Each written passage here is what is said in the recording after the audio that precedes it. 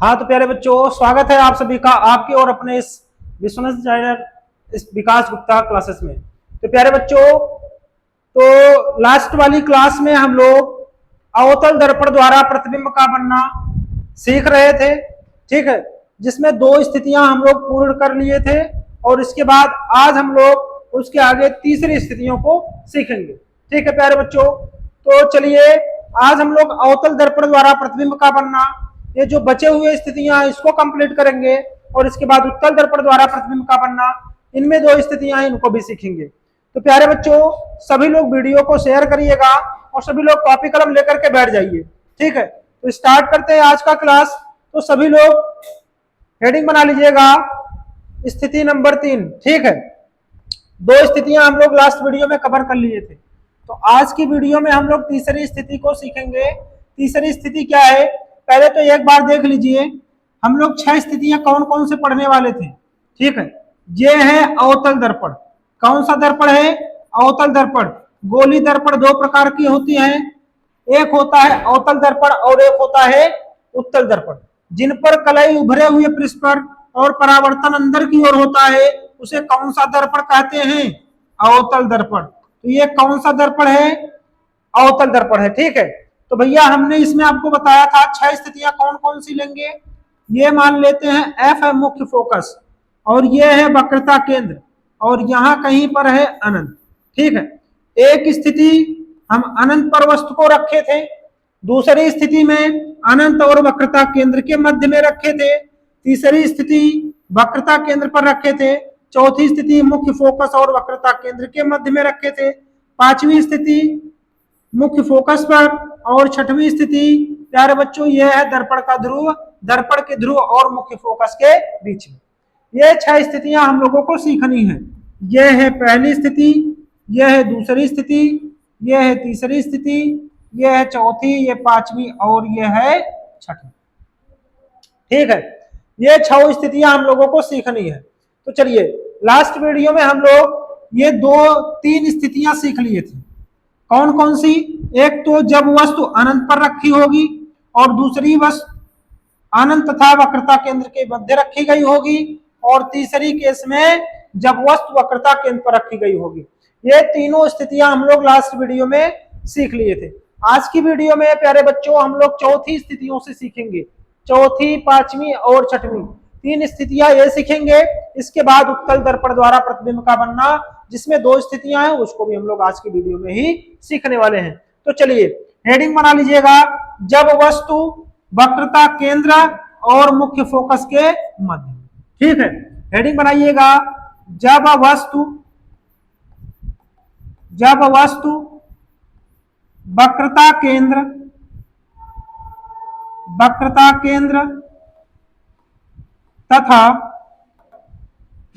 केंद्र तथा मुख्य फोकस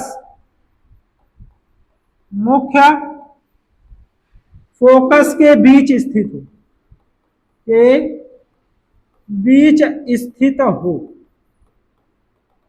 ठीक है, ये है तीसरी, ये चौथी कंडीशन है ना, चौथी कंडीशन। तो यहां पर बना लीजिएगा, ये चौथी कंडीशन है, ये चौथी कंडीशन है। ठीक है, चलिए अब इसको समझिएगा।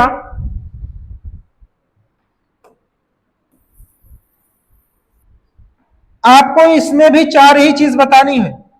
कौन कौन सी? पहली होती है प्रकृति। क्या बतानी होती है? प्रकृति। दूसरी है विन्यास। प्यारे बच्चों, सभी स्थितियों में यही 4 चीज बतानी होती है। तीसरी है आकार, और चौथी है स्थिति। ये सबके सब प्रतिबिंब का ही है। ठीक है, प्रतिबिंब की प्रकृति बतानी होगी, प्रतिबिंब का विन्यास, आकार और स्थिति, सब प्रतिबिंब का ही बताना होता है। चलिए तो यहां पर समझिएगा, ये कौन सा दर्पण है? अवतल दर्पण। कलई उभरे हुए तल पर और परावर्तक दबे हुए तल पर। ठीक है, यह है इसका मुख्य अक्ष, और यह है दर्पण का ध्रुव। ठीक है, मुख्य अक्ष पर यह है मुख्य फोकस, और यह है वक्रता केंद्र, वस्तु कहां पर रखे हुए हैं? वक्रता केंद्र और मुख्य फोकस के मध्य में। प्यारे बच्चों, आप मुझे बताओ कि जब कोई प्रकाश की किरण मुख्य अक्ष के समांतर चलती है तो परावर्तन के पश्चात मुख्य फोकस से होकर के जाती है। यही बताया गया था प्रथम नियम में। जब कोई प्रकाश की किरण मुख्य अक्ष के समांतर चलती है तो परावर्तन के पश्चात मुख्य फोकस से होकर के जाती है। और जब कोई प्रकाश की किरण मुख्य फोकस से होकर के जाती है तो परावर्तन के पश्चात मुख्य अक्ष के समांतर हो जाती है। परावर्तन के पश्चात क्या हो जाती है? मुख्य अक्ष के समांतर। ठीक है। अच्छा, अब यहां पर देखिए, ये दोनों परावर्तित किरणें एक दूसरे को जहां पर काटती है वही क्या होता है? उस वस्तु का प्रतिबिंब होता है। तो भैया यहां पर देखो, इसका प्रतिबिंब कहां पर बन रहा है? ये है पॉइंट ये। ठीक है, मतलब सी और एफ के मध्य। समझ में आया? तो अब यहां पर देखिए, ये परावर्तित किरणें वास्तव में काट रही है ना। जब परावर्तित किरणें वास्तव में काटती है तो वहां पर वास्तविक प्रतिबिंब बनता है, और जब परावर्तित किरणें आभास करती हुई काटती है, मतलब डॉटेड लाइन में काटती है, तो वहां पर आभासी प्रतिबिंब बनता है। तो यहाँ पर प्रकृति कैसी होगी? प्रकृति कैसी होगी प्यारे बच्चों? वास्तविक होगी। प्रकृति कैसी होगी? वास्तविक। इसके बाद विन्यास देखो, वस्तु का जो सर है वो ऊपर की ओर है और प्रतिबिंब का सिर जो है वो नीचे की ओर है, मतलब इसका उल्टा है कि नहीं है? तो प्रतिबिंब कैसा होगा? उल्टा। प्रतिबिंब उल्टा। आकार बताओ। देखो, ये वस्तु इतना बड़ा है लेकिन प्रतिबिंब इतना बड़ा है, मतलब अब यहां पर प्रतिबिंब जो है वस्तु से बड़ा बनेगा। ठीक है, यहां पर लिखेंगे वस्तु से बड़ा, वस्तु से बड़ा। इसके बाद स्थिति अनंत और सी के बीच, अनंत और सी के बीच, सी के बीच मतलब अनंत और वक्रता केंद्र के मध्य बनेगा। समझ में आया? किसी को कोई डाउट नहीं है? चलिए अब हम लोग नेक्स्ट स्टेप पर चलते हैं। अगली स्थिति क्या है प्यारे बच्चों? स्थिति नंबर 5। ठीक है, पांचवी स्थिति समझिएगा। अब हम लोग एक कदम और आगे बढ़ेंगे। अब हम लोग कहां चलेंगे? मुख्य फोकस पर। ठीक है, जब वस्तु कहां हो? मुख्य फोकस पर स्थित हो। हेडिंग बना लेना, जब वस्तु मुख्य फोकस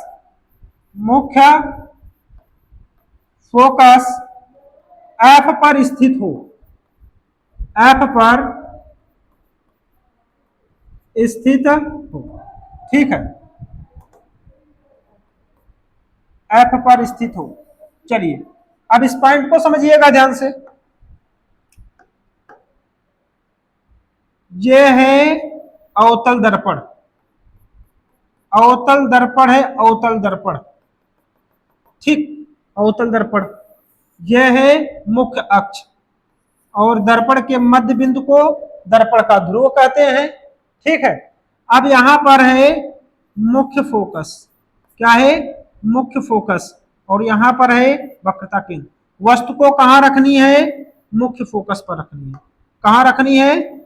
मुख्य फोकस पर रखनी है वस्तु को। अब यहां पर रखे हैं वस्तु को। ठीक है, वस्तु कहां है? मुख्य फोकस पर। चलिए, अगर कोई प्रकाश की किरणें मुख्य अक्ष के समांतर जाती है, मुख्य अक्ष के समांतर जाती है तो परावर्तन के पश्चात मुख्य फोकस से होकर के वापस लौट जाती है। ठीक, और अगर कोई प्रकाश की किरणें वक्रता केंद्र की ओर आती हुई प्रतीत होती है, वक्रता केंद्र से होकर जाती है, तो परावर्तन के पश्चात वक्रता केंद्र से ही वापस हो जाती है। ठीक है, ये देखिए किरणें वापस हो गई। तो प्यारे बच्चों, अब मुझे बताओ, ये दोनों रेखाएं एक दूसरे को कहीं काटेंगी? नहीं, मतलब काटेंगी लेकिन बहुत दूर जाकर के काटेंगी, अर्थात अनंत पर काटेंगी। समझ में आया? कहां पर काटेगी? अनंत पर काटेगी। ये है परावर्तित किरणें। परावर्तित किरणें जहां एक दूसरे को काटती है वहीं पर उस वस्तु का क्या बनता है? प्रतिबिंब बनता है। समझ में आया? तो इसका प्रतिबिंब कहां पर बनेगा? अनंत पर बनेगा, अनंत पर। ठीक है, यह है वस्तु की स्थिति। चलिए अब यहां पर मुझे बताइए, वस्तु वास्तव में दिख रहा है ना, इधर जाकर के कहीं ना कहीं काटेगी, अनंत पर काटेगी वास्तव में। तो प्यारे बच्चों, चार चीजें बतानी होगी, वही चार चीज इसमें भी बतानी होगी। पहली क्या है? प्रकृति। पहली पॉइंट क्या है? प्रकृति। और दूसरी पॉइंट क्या है? विन्यास। दूसरा पॉइंट विन्यास। और तीसरा पॉइंट आकार। ठीक है, आकार। और चौथा पॉइंट क्या है? स्थिति। चौथा पॉइंट क्या है? स्थिति। यही चार चीजें बतानी होती है। ठीक है, ये चार चीजें बतानी होती है। ये आप इन चारों बातों को बहुत ही ध्यानपूर्वक याद कर लो, याद कर लो, याद कर लो। ये चार चीजें बहुत इंपॉर्टेंट है प्यारे बच्चों। जितने भी स्थितियां हैं, सारी स्थितियां में यही चार चीजें बताने होते हैं। बाकी का ब्यौरा लिखने का कोई मतलब नहीं, बिल्कुल कोई मतलब नहीं है, बस ये चार चीजें आपको बताना है बस। तो बताइए, प्रकृति कैसी होगी? वास्तविक। प्रकृति कैसी होगी? वास्तविक होगी। विन्यास बताओ, इसका सर ऊपर, इसका सर नीचे, तो उल्टा। कैसी? उल्टा। ठीक है। इसके बाद आकार, वस्तु से बहुत बड़ा, मतलब वस्तु से बड़ा, वस्तु से बड़ा। और इसके बाद स्थिति। स्थिति बताओ प्यारे बच्चों, अनंत पर। कहां पर? अनंत। ठीक है, चलिए अब यहां तक समझ में आया। पांचवी स्थिति समझ में आई कि नहीं आई? बोलो भैया। ये पांचवी स्थिति थी। कौन सी स्थिति थी? पांचवी स्थिति थी, पांचवी। ठीक है, ये पांचवी स्थिति थी, पांचवी। यहां तक किसी को कोई दिक्कत नहीं है। चलिए अब हम चलते हैं नेक्स्ट स्थिति की तरफ, अर्थात स्थिति नंबर 6। ये अवतल दर्पण द्वारा प्रतिबिंब के बनने का अंतिम स्थिति है। ठीक है, अंतिम स्थिति है। तो अंतिम स्थिति क्या है प्यारे बच्चों? हेडिंग बनाइएगा, हेडिंग बना लीजिएगा। जब वस्तु, आगे बढ़ो अब एक कदम, जब वस्तु मुख्य फोकस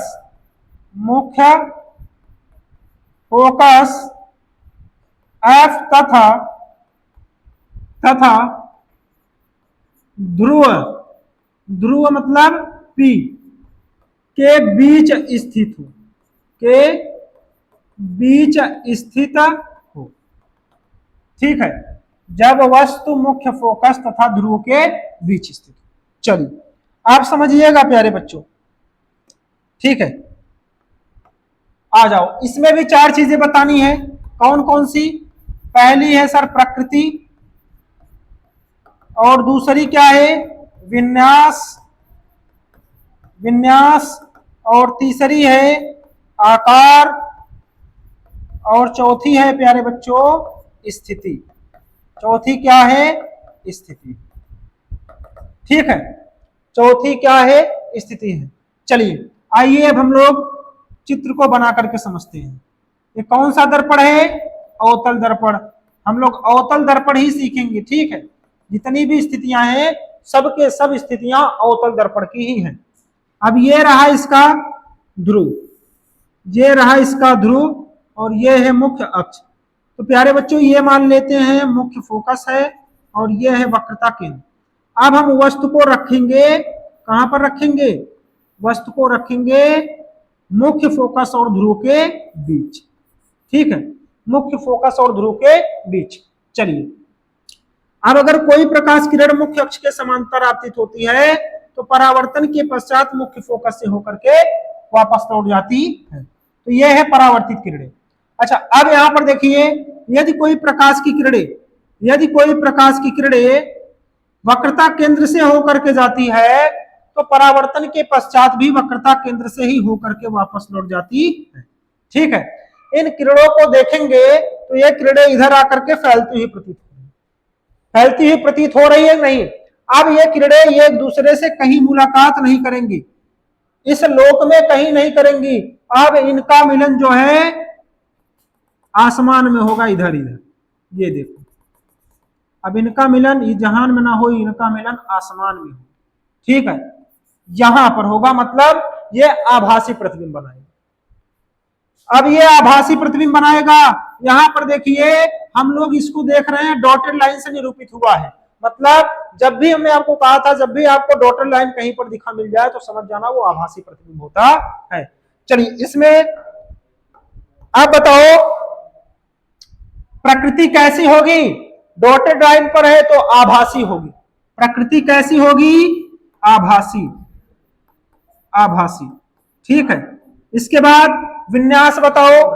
ये देखो, जिस तरफ वस्तु है उसी तरह प्रतिबिंब है, जिस तरफ वस्तु है उसी तरफ प्रतिबिंब है, अर्थात सीधा प्रतिबिंब बनेगा। कैसा बनेगा, सीधा बनेगा। आकार बताओ, आकार वस्तु इतना बड़ा, प्रतिबिंब इतना बड़ा, मतलब वस्तु से बड़ा, वस्तु से बड़ा। ठीक है, यहां तक किसी को कोई समस्या नहीं है। अब इसके बाद स्थिति कहां पर हो, यह है दर्पण के पीछे। कहां है, दर्पण के पीछे, दर्पण के पीछे।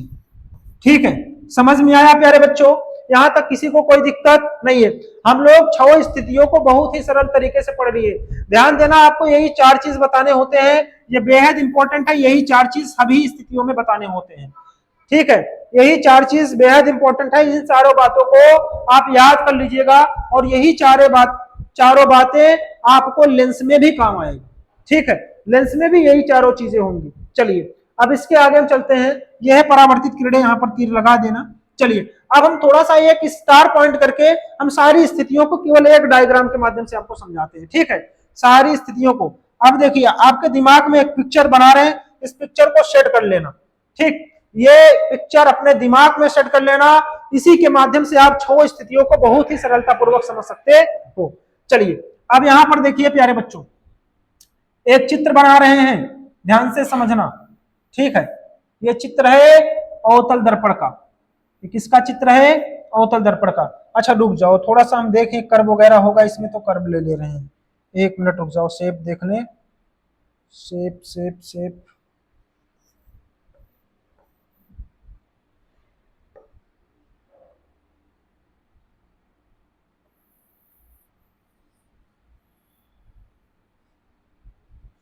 चलिए जाने दीजिए, ऐसा ही बना करके समझा रहे हैं। इधर देखो, ठीक, यह है अवतल दर्पण। कौन सा दर्पण है, अवतल दर्पण। ध्यान से समझना, एक ही चित्र में हम 6 स्थितियों को दर्शा देंगे, 6 स्थितियों को एक ही चित्र में। ठीक है, अब यह है मुख्य अक्ष। ये क्या है प्यारे बच्चों, मुख्य अक्ष है, दिख रहा है। चलो 1 मिनट रुक जाओ, हम इसको शेप में समझा देते हैं।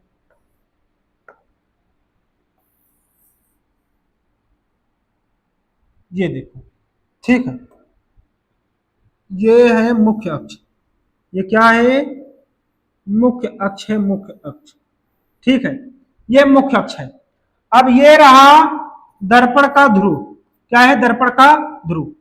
ये है मुख्य फोकस, ये है वक्रता केंद्र, और यहां पर हम मान ले रहे हैं अनंत। 6 स्थितियां थी। पहली स्थिति थी, देखिए समझिएगा थोड़ा सा,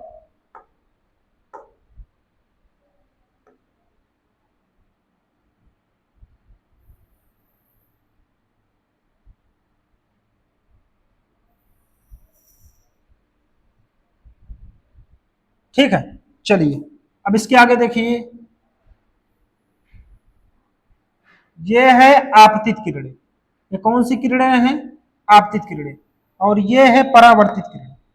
ये कौन सी किरणें हैं भैया, परावर्तित किरणें। ये देखो, ये परावर्तित किरणें हैं। ठीक है, चलिए यहां तक समझ में आया। आपतित किरणें हैं, एक स्थिति हम ले रहे हैं अनंत पर। कहां पर, अनंत पर। दूसरी स्थिति क्या थी, अनंत और वक्रता केंद्र के मध्य। तीसरी स्थिति क्या थी, अनंत सॉरी वक्रता केंद्र।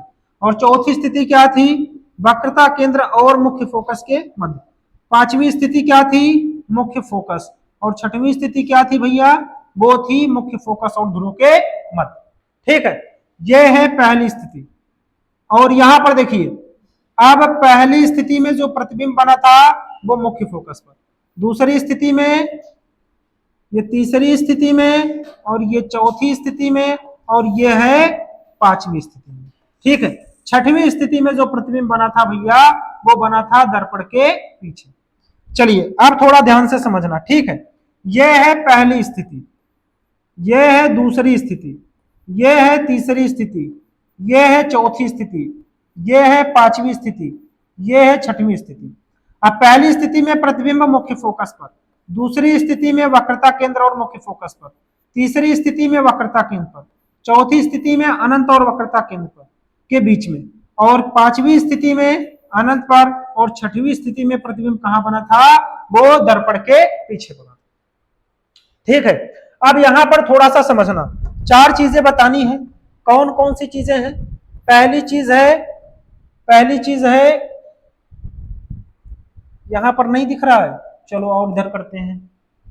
ये देखो, ये पहली स्थिति है। ठीक है,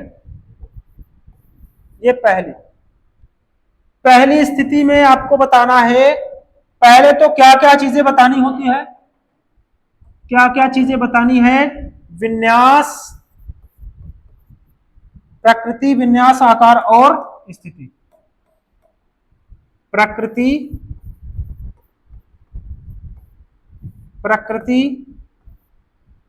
विन्यास,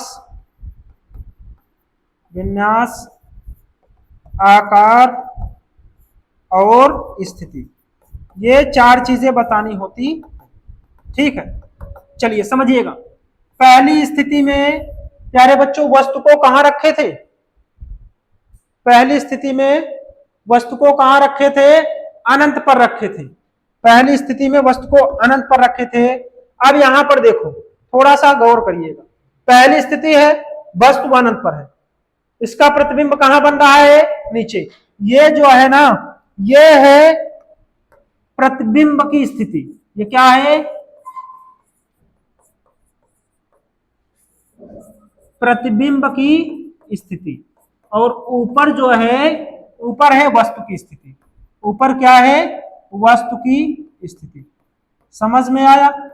ऊपर है वस्तु की स्थिति। ठीक है, ये है वस्तु की स्थिति और ये है प्रतिबिंब की स्थिति। चलिए अब यहां पर ध्यान से समझना। ठीक है, ध्यान से समझना भैया।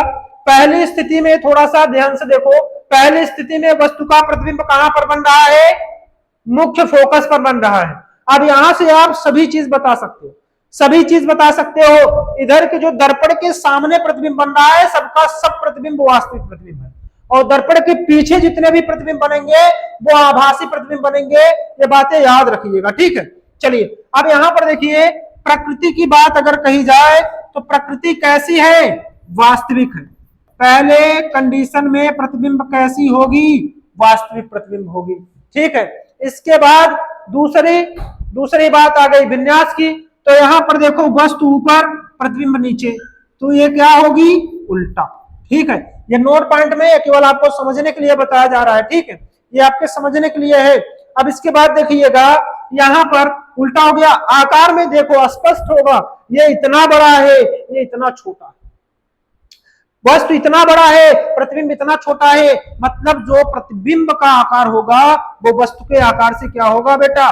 छोटा। ठीक है, तो यहां पर क्या लिखेंगे? वस्तु से छोटा। बस मैं केवल और केवल छोटा लिख रहा हूं, बस बाकी सारी बातें बहुत अच्छे तरीके से हमने लिख करके आपको समझाया। ठीक है, अब इसके बाद यहां पर देखिए, छोटा हो गया। स्थिति कहां है? एफ पर। स्थिति कहां है? एफ पर है, एफ पर। समझ में आया? यहां तक किसी को कोई समस्या नहीं है। दूसरी स्थिति में देखो, दूसरी स्थिति में, ठीक है, दूसरी स्थिति में क्या है? दूसरी स्थिति में भैया वस्तु यहां पर रखी है, कहां पर? अनंत और सी के मध्य में।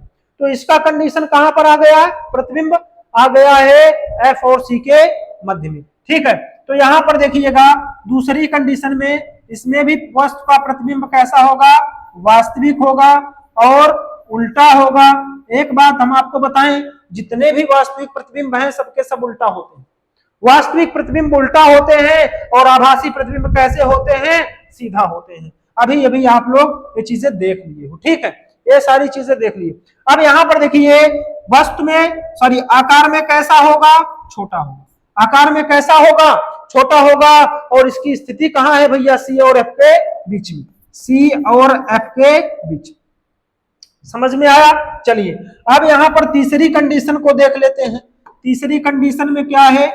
तीसरी कंडीशन में देखो भैया, तीसरी कंडीशन में वस्तु यहां पर रखी है वक्रता केंद्र पर, इसका प्रतिबिंब भी कहां पर बन रहा है? वक्रता केंद्र पर बन रहा है। मतलब प्रतिबिंब वास्तविक है और उल्टा है, वस्तु में आकार में क्या होगा, बराबर होगा। आकार में क्या होगा, बराबर। यहां पर देखो जितना बड़ा वस्तु है उतना ही बड़ा प्रतिबिंब है, जितना बड़ा वस्तु है उतना ही बड़ा क्या है, प्रतिबिंब है। और इसका प्रतिबिंब कहां पर प्राप्त हो रहा है, वो सी पर प्राप्त हो रहा है। देखो जहां पर वस्तु रखी है वहीं पर प्रतिबिंब रखी है, जहां पर वस्तु रखी है वहीं पर प्रतिबिंब रखी है। ठीक है, समझ में आया।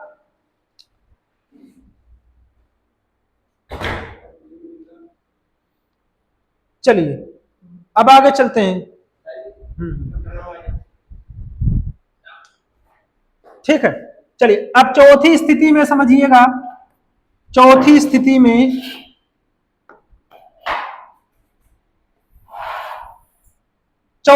में वस्तु कहां रखी है, सी और एफ के मध्य रखी है।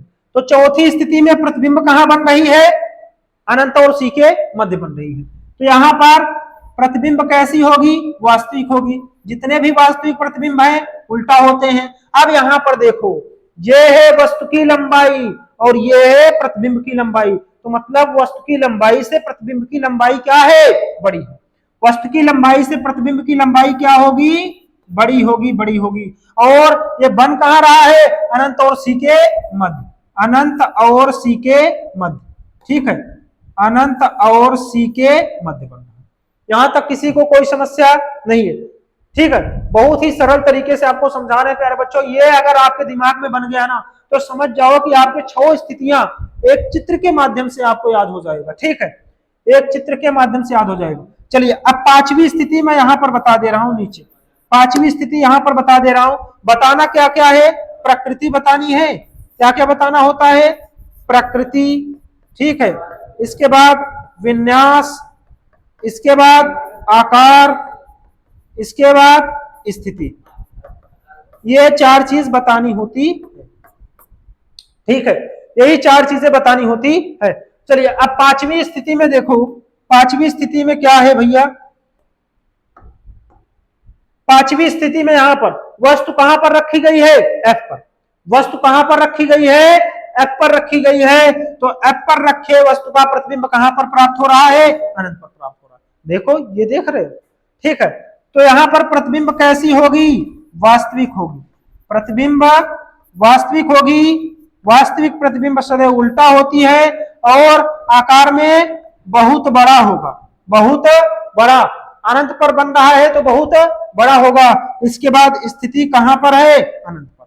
ठीक है, स्थिति कहां पर है, अनंत पर है। अब छठवां केस देख लो, यही लास्ट केस है। ये सारे केसेस हमने आपको एक चित्र के माध्यम से समझाने का प्रयास किया। छठवें केस में देखो प्यारे बच्चों, ये छठवां केस है एफ और पी के मध्य में। इसका प्रतिबिंब कहां पर बन रहा है, दर्पण के पीछे बन रहा है। तो मतलब दर्पण के पीछे बन रहा है तो कैसा प्रतिबिंब होगा, आभासी प्रतिबिंब होगा। और आभासी प्रतिबिंब कैसा होगा, सीधा होगा।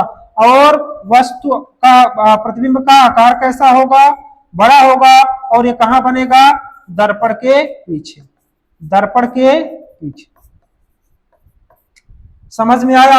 ये हमने 6 स्थितियों को बहुत ही सरल तरीके से आपको समझाया। अब आप इस चित्र को अपने कॉपी में एक दफा रफली, ठीक है, नोट पॉइंट करके लिख लीजिएगा। ठीक, नोट पॉइंट करके लिख लीजिएगा। ये इस चित्र के माध्यम से आप 6 केसों को बहुत ही सरल तरीके से याद रख सकते हो, वो भी लंबे समय तक। ठीक है, ये है नोट पॉइंट, इंपॉर्टेंट पॉइंट है प्यारे बच्चों। सारी स्थितियों को हमने एक ही चित्र के माध्यम से समझा दिया। सभी स्थितियों को हमने एक ही चित्र के माध्यम से समझाया है। और ये चित्र आपके सामने है, इसका स्क्रीनशॉट ले लो और इसको लिख लेना। ठीक है, इसका स्क्रीनशॉट लो, लिखो। इसके बाद हम लोग चलते हैं अवतल दर्पण के उपयोग पर। ठीक, अवतल दर्पण का उपयोग, हेडिंग बना लो सभी लोग, अवतल दर्पण का उपयोग। हेडिंग बनाओ, अवतल दर्पण का उपयोग। अवतल दर्पण का उपयोग। ठीक है, पहला उपयोग देखो, जो बड़े द्वारक व बड़े फोकस दूरी के अवतल दर्पण होते हैं, जो बड़े द्वारक व बड़े फोकस दूरी के अवतल दर्पण होते हैं, उनका उपयोग हम लोग दाढ़ी बनाने वाले शीशे के रूप में करते हैं।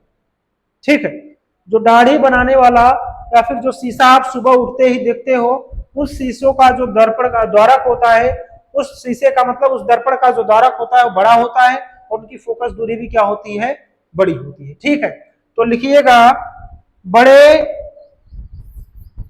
बड़े फोकस दूरी, बड़े फोकस दूरी व बड़े द्वारक द्वारक के अवतल दर्पण का उपयोग, अवतल दर्पण का उपयोग दाढ़ी बनाने में किया जाता है, बनाने में किया जाता है।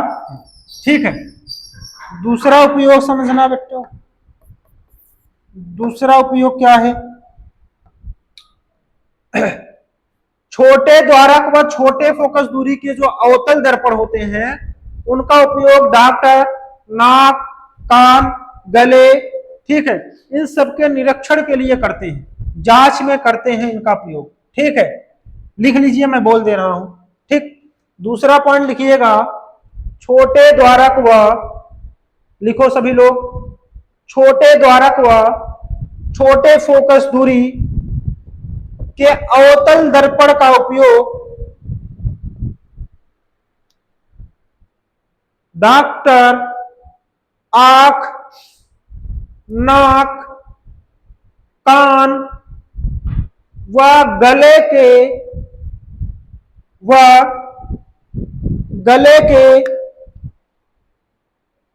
निरीक्षण हेतु करते हैं, निरीक्षण हेतु करते हैं। हो गया, निरीक्षण हेतु करते हैं। तीसरे पॉइंट में लिखिएगा,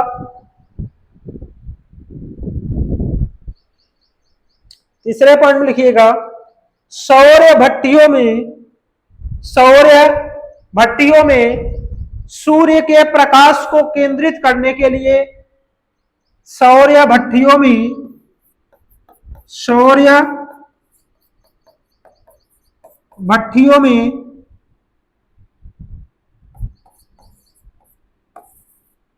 सूर्य के प्रकाश को केंद्रित करने के लिए अवतल दर्पण का उपयोग किया जाता है, अवतल दर्पण का उपयोग किया जाता है।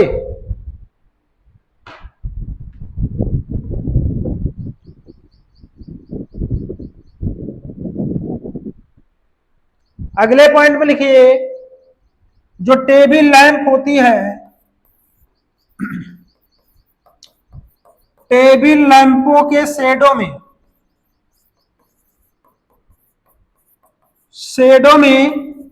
अवतल दर्पण का उपयोग किया जाता है, टेबल लैंपों के शेडो में अवतल दर्पण का उपयोग किया जाता है। इनका उपयोग इसलिए किया जाता है ताकि थोड़ी जगह पर ज्यादा से ज्यादा प्रकाश उत्सर्जित हो। ठीक है, और एक लास्ट पॉइंट में लिख लीजिएगा, मोटर कारों, रेल के इंजनों, मोटर कारों, रेल के इंजनों, मोटर कारों, रेल के इंजनों,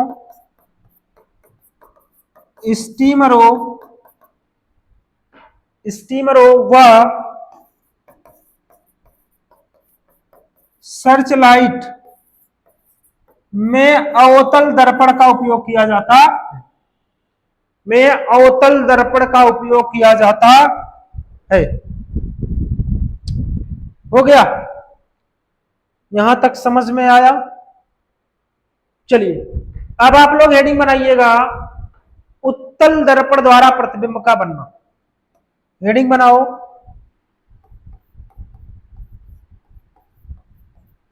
उत्तल दर्पण द्वारा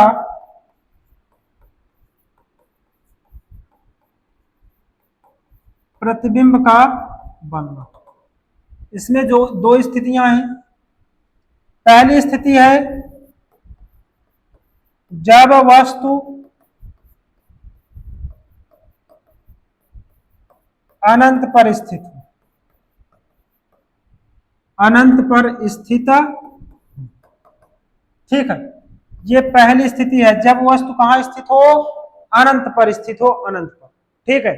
इसमें भी वही चार चीजें बतानी है। पहली है प्रकृति, दूसरी है विन्यास, तीसरी है आकार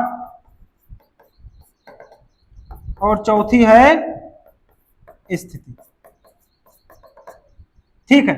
चलिए पहले चित्र बनाते हैं, चित्र से समझते हैं, इसके बाद हम लोग लिखते हैं।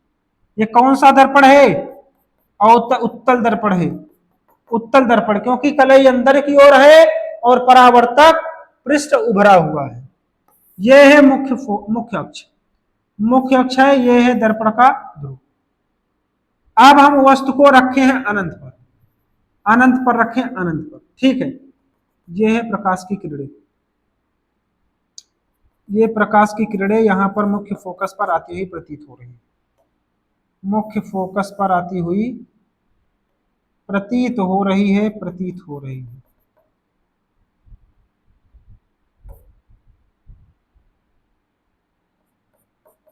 ठीक। और ये है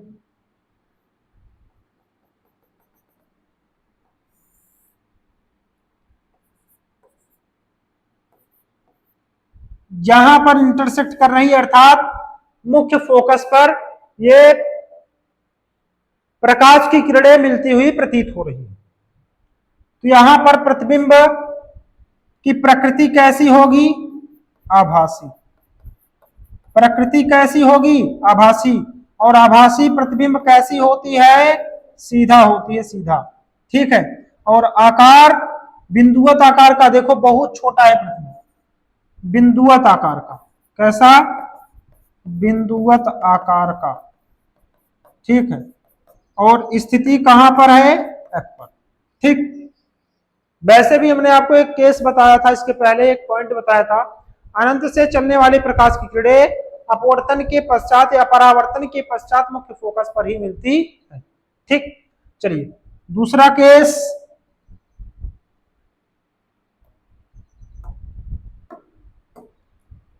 केस नंबर सेकंड, जब वस्तु अनंत तथा ध्रुव के मध्य स्थित हो,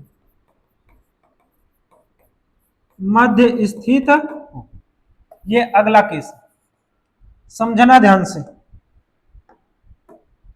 इसमें भी चार चीजें बतानी है। पहली है प्रकृति,